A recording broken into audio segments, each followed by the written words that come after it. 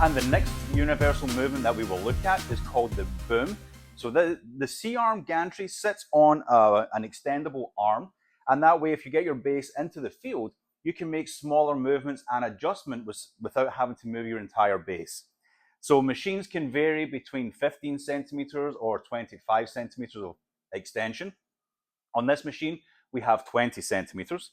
So there's usually a lock which will enable the boom arm to push in.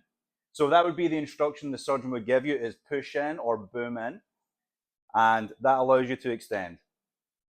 So when you are working on midline procedures, such as lumbar spine, it's a good idea to approach the field, but before you enter into the field, set your boom arm about halfway, and then that way, once you're in the field, you have a little bit of play to make those smaller movements without having to make a full adjustment of moving the base.